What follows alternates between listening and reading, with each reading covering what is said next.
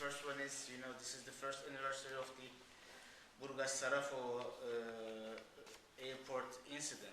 It was an heinous act of terrorism, and on this occasion, we once more condemn all sorts of acts of terror. And the other one was just 2 days ago, the tragic incident at the Oranovo mining concession, which left 2 miners dead. My sympathies also go to their families and their loved ones. The title of the lecture is, as you might all see, Future Development of Relationship between Bulgaria and Turkey. In order to maybe better understand the future developments or the prospects of a better future, I will ask for your patience about my dwelling through some main lines of the Turkish foreign policy, especially with a view to the Balkans, and some various dimensions of our cordial relations with Bulgaria. Distinguished guests, we live in an era of interdependence in all spheres of our lives. Economy comes first, of course, but security, social issues, ecology closely follow.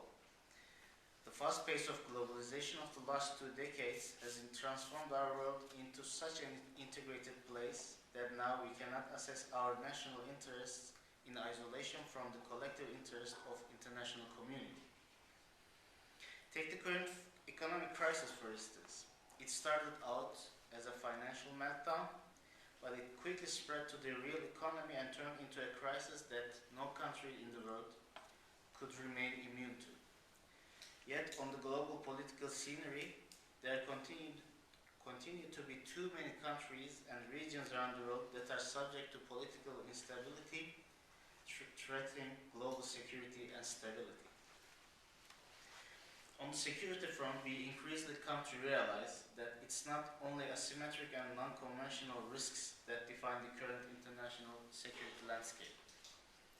Conflicts in conventional sense do still happen, particularly in regions where tensions were frozen in the past and they tend to spread to and involve, if not contain immediately, actors from outside the region. The vast majority of the international problems affecting world peace and security are taking place in Turkey's, in other words, Bulgaria's vicinity. Furthermore, we are witnessing important tensions and transformations in our region and beyond. This is not only a challenge, but it also brings new opportunities. As a country that is situated at the confluence of strategic basins and cultures, Turkey aims to inspire confidence in its region by way of mobilizing its political, economic, and human resources. To give you a summary of the general outlook of the Turkish foreign policy, I wish to touch upon some principles which are currently shaping our policies. The first one is to strike a balance between freedom and security. If security is good for one nation, for one country, for an individual, it is so for others as well. We should not maintain security to the detriment of freedoms and vice versa. Thus, we need to find an appropriate balance between them. The second principle envisages the integration of Turkey with countries in its vicinity in order to implement more effectively wider, far-reaching policies. Our goal is to achieve maximum cooperation with all of our neighbors. Despite the recent developments in the Middle East, we still keep the vision of improving our relations with our neighbors. The high volatility and instability of our region does not change our commitment. We work with determination to contribute to the peace and stability around us. The third one is to conduct an effective diplomacy through neighboring regions. To that end, we are acting on the maxims of security for all, political dialogue, economic interdependence, as well as cultural harmony and mutual respect.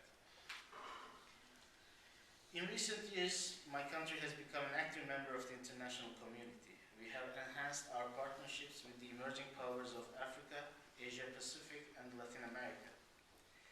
Turkey is present economically and politically in all parts of the world.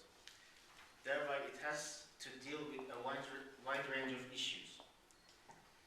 The fourth principle is the complementarity with global actors. I can cite here the European Union, the United States, and the Russian Federation